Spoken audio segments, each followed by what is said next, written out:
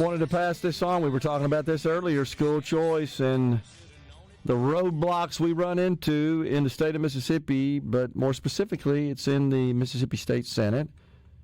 Wyoming just became the 15th state to adopt universal school choice.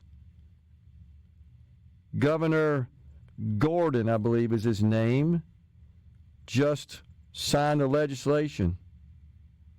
Yeah, Mark Gordon. Mark Gordon, and it was Senator Bo Beitman in Wyoming who really championed the effort. The president even recognized it. It's been a few days, but the president, I don't know how we missed this one, Rhino. The president recognized it on his Truth Social platform. Congratulations to Patriot Senator Bo Beitman in the great state of Wyoming for working to pass in all caps school choice, a top priority of my administration, putting power where it belongs, hyphen, all caps, parents. So, well, I mean, there are people out there in the world that like to accuse us of being Donald Trump sycophants, but I don't know if I could speak for you. I know I can speak for myself. I don't have Truth Social, so that might be why we missed it. Okay. Yeah, and I will say I don't track Truth Social. I don't. But yeah, we're great sycophants. We totally bought into his standalone social media platform. That's a great point. And by the way, anytime you hear me quoting his posts on Truth Social, it's because other media that I do follow, I think you as well, put it on Twitter, have picked it up. Right. It ends up on Twitter. In this case, it's in a financial media outlet.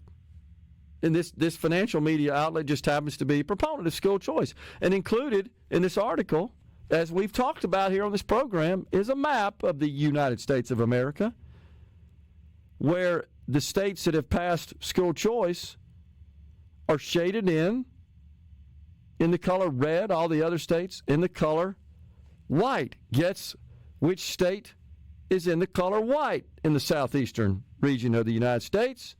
The one we're sitting in. Because the one to our east is red. To our north is red. To our west, two of them, they are red. And one over, the state of Oklahoma, red.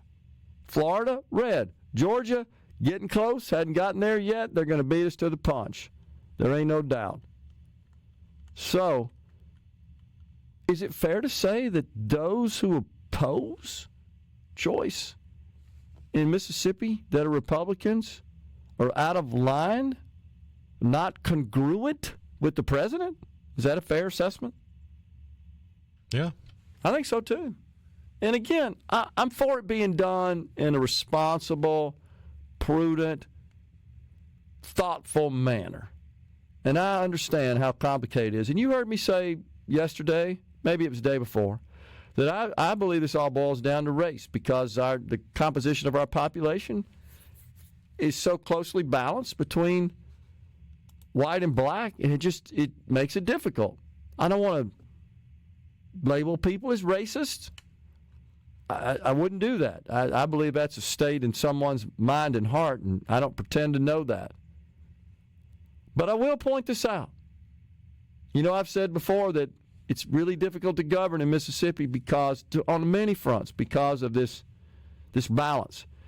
In the state of Wyoming, 84.3% of Wyoming residents are white.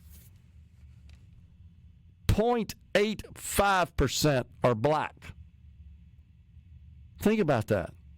More than 80 times in the ratio. Now, they do have 10% Hispanic or Latino and 2% Indian or Alaska Native.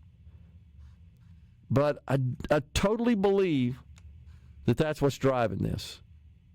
And I wish we could figure out a way to reconcile it and work productively towards something that works. I don't want to overwhelm schools and harm well-performing schools and just let it happen without any sort of capacity restrictions. I completely understand that. That's not in anybody's best interest. Again, when you have an overflowing school, and you know this, Rhino, there are many that have trailers parked out to accommodate excess. And what that tells you is that they probably need to add on to the existing school or build a new one or something. That costs money. no doubt about it. But you've also got more students. You're getting more money for that purpose, and you would have to presume that you got more money moving, or more people moving into the district, and they're paying taxes for that purpose as well. So, man, I just hope we can work this out. I don't really want to scold anybody for their position here. I really want to get around the table and figure out what could you live with. Let's get something done. At a minimum, let's take some baby steps here. And I think that's what's going to happen with respect to tax reform. It wouldn't surprise me if we don't see an elimination of the income tax, but one that's based on achievement of certain financial goals to do so. I think we won't see anything with respect to sales taxes on the general sense, but lowering of the grocery sales tax, and still going to get some more taxes on fuel. We're out of here today. Back with you on Monday. Have a great weekend. Stay safe, and God bless everyone.